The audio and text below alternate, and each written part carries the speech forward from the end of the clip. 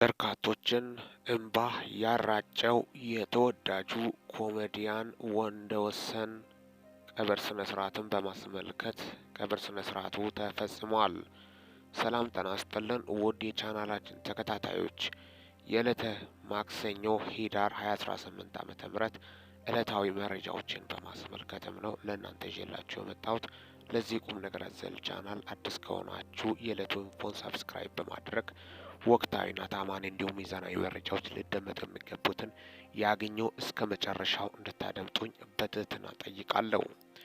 እጅግ አሳዛኝ መረጃ ነው።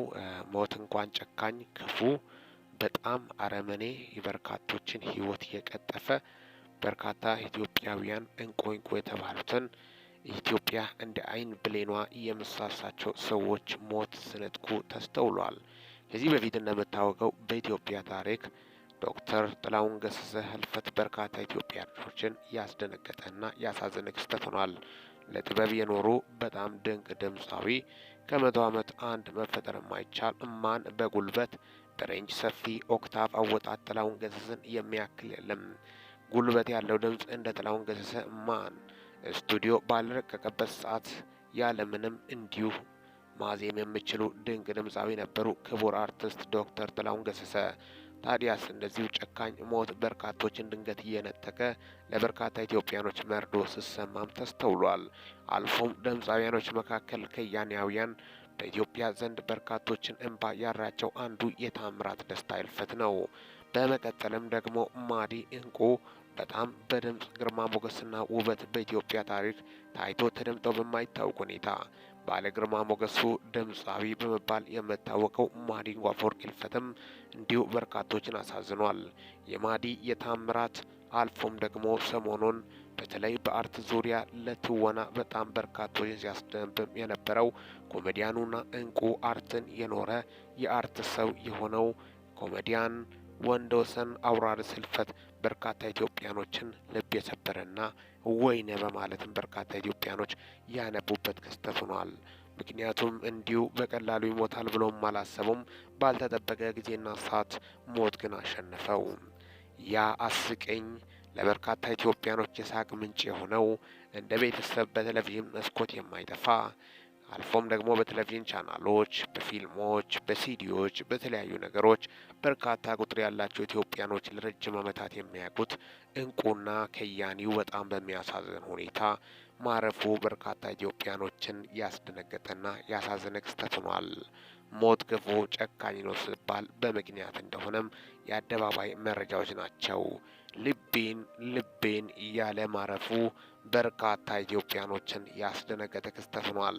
ለትላንትና ፍጹም ጤነኛ የነበረው ለዛሬ ግን ልቤን ብሎ ህይወቱ ማረፉ በርካታ ኢትዮጵያኖችን ከዳር እስከ ዳር ነበር ያስደነገጠው። መርዶም የተሰማው በርካታ ኢትዮጵያኖች ልብ ስብራት እንደሆነባቸው ጀምረም የአደባባይ መረጃዎች ናቸው። ሞት ክፉና ጨካኝ እንደምታወቀው በርካታ ታላላቅ የኢትዮጵያ አንጋፋ ሰዎች የሀገር መሪዎችን ጨምሮ አስክሬናቸው ያረፈው የሚያርፍበት ስፍራም ታላቁ ቅድስት ስላሴ ካቴድራል ቤተ ክርስቲያን ነው።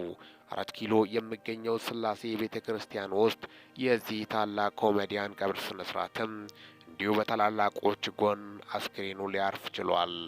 በርካታ ኢትዮጵያኖችም ለዚሁ እንቁ ይገባዋል። ምክንያቱም 4 ኪሎ ስላሴ ቤተ ክርስቲያን በርካታ የኦርቶዶክስ እምነት ተከታዮች በተለይ ለተሞት በጣም በሚያሳዝን ሁኔታ ቀብር ስነ ስርዓታቸው አስክሬናቸው በክብር የሚያርፍበት ስፍራ ነው። ከዚህ በፊት እንግዲህ መሬት ላይ ያለው የመቃብር ስፍራ ከማለቁ የተነሳ ፎቅ ላይ ነበር ቀብር መፈጸም የተጀመረው። ምክንያቱም አብዛኞቹ አሁን ፎቅ ላይ ነው ቀብር ስነ ስርዓታቸው እየተፈጸመ ያለው። ተደርድሮ ፎቅ ላይ ተራ በተራ የእያንዳንዳቸው ሐውልት እዛው እንደሚቀመጥ ጭምርም ነው። ታዲያስ ቅድስት ስላሴ ካቴድራል ቤተ ክርስቲያን በርካታ የቀድሞ የኢትዮጵያ ንጉሥ የነበሩት ጃንሆይ ወይም አጼ ኃይለ ስላሴን ጀምሮ የተለያዩ መንግስታት፣ የቀድሞ ኢትዮጵያ ጠቅላይ ሚኒስትር መለስ ዜናዊ፣ የተለያዩ ባለስልጣናት፣ አየር ኃይል አዛዦች፣ ታላላቅ ጋዜጠኞች፣ ተወዳጅና በህዝብ ዘንድ ታላላቅ ስራዎችን የሰሩት አርቲስቶች እንዲሁ የነሱ መቃብር ስፍራ እዛው ቅድስት ሥላሴ ካቴድራል ቤተ ክርስቲያን ውስጥ እንደሚገኝ ጭምርም እዛው ደግሞም ከታላላቆች ጎን እሱም ታላቅ ስለሆነ ሊያርፍ እንደቻለም በርካቶችም የሚገባው ቦታ ነው፣ ስፍራው የሚመጥን ነው በማለትም ሀሳባቸውን እየገለጹ ይገኛሉ። ከሺህ ዓመት አንዴ ወይም ከመቶ ዓመት አንዴ ቢከሰት በጣም ተወዳጅ፣ መኮሳተር የሚያምርበት፣ መሳቅ የሚያምርበት ለሁለቱም የተፈጠረ የጥበብ ሰው ነበር። በርካታ ቁጥር ያላቸው ኢትዮጵያኖችም ከዛም የተነሳ ነበር የሚወዱት። በሁለቱም ነገር የተፈጠረና እንቁ ተወዳጅ፣ በሕዝብ ዘንድ በከፍተኛ ሁኔታ አድናቆትን ያተረፈ ታላቁ ከያኒ በጣም በሚያሳዝን ሁኔታ ላይመለስ አሸለበ። ልቤን ልብህን አለ። ብዙ እቅዶች ነበሩ። እስከ ዛሬ ያልሰራቸው ስራዎችን፣ ብዙ አዳዲስ ነገሮችን ለአገሪቷ ይጠቅማል የሚሉትን ነገር የሚላቸውን አስተሳሰቦች ገና ማንጸባረቅ ሀሳብ ላይ ያለ ሞት ቀደመው። የሰው ልጅ መሞቻ ሰዓት አይታወቅም። ተዘጋጅቶ ይጠብቅ። ምን ያህል በቅድስና ተመላልሷል? ይህ የሁላችን ጥያቄ መሆን አለበት። ማንን እያመንን ነው? ማንን እያመለክን ነው? በየትኛው ቦታ ላይ ቆመናል? እውነታው ምንድን ነው የሚለው ትክክለኛ መንገድስ ምንድን ነው የሚለውን ነገር ማወቅ አለብን። ሰውን አስቀይመናል ወይ? አሳዝነናል ወይ? ብዙ ሰዎች ከኛ የተነሳ ተሰብረዋል ወይ የሚለውም ጥያቄ ውስጥ መግባት አለበት። የሰውን ሕይወት አጥፍተናል ወይ የሚለው በጣም አስቸጋሪና ከባዱ ኃጢአት ውስጥ መመላለስን በማስመልከትም ጥያቄ ውስጥ ሊገባ የሚገቡ ዋና ዋና ጉዳዮች እንደሆኑ ጀምረም በርካቶቹም ጥያቄዎች የሃይማኖት አባቶችም ጥሪያቸውን እያስተላለፉ ይገኛሉ። ከዚህ ሁላ ነስተን መቆም እንዳለብን፣ ለዛኛው ዓለም ደግሞ መዘጋጀት እንዳለብን፣ ከዚህኛው ዓለም ይልቅ ለዛኛው ዓለም እዚህኛው ዓለም ላይ መኖር እንዳለብን ጭምርም በርካቶቹም እየገለጹ ያሉት። ምክንያቱም የሰው ልጅ ለመሞት ነው የተፈጠረው። ስለዚህ ለመሞት እስከተፈጠረ ድረስ ያኛውን ሕይወት ነው ተስፋ ማድረግ ያለበት። ይህኛው ምድራዊ ነው፣ ቋሚ አይደለም፣ ከንቱ ነው፣ ጠፊ ነው።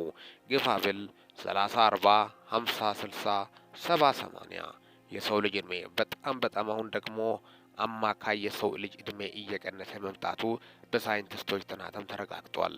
የሰው ልጅ እድሜ ከዚህ በፊት በመጽሐፍ ቅዱስ ታሪክ 800 700 ግፋ ብል ረጅም ዓመታት ይኖራሉ።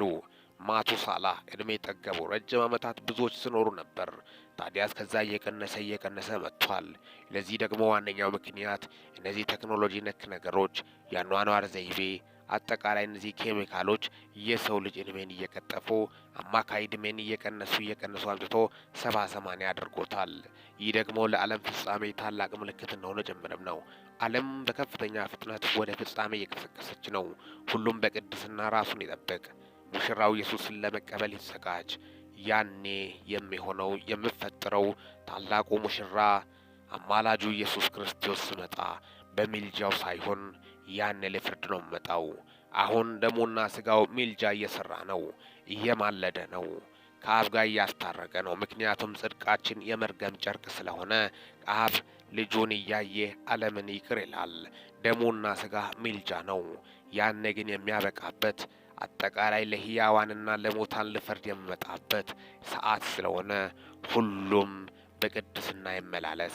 መልካሙ ሰርተን እንደ ጳውሎስ ልክ እንዳለው ክርስቶስን እየመሰልን ክርስቶስ ምድር ላይ ያለ መልካምና በጎ ስራዎችን እየሰራ ስላለፈ ልክ እንደሱ መሆን እንዳለብን ቅዱሱ ጳውሎስ ለእኛም አስተላልፈዋል። ተወዳጁ ኮሜዲያን በርካቶችን ልብ የሰበረ ክስተት ሆኗል። ነፍሲ በሰላም ትረፍ።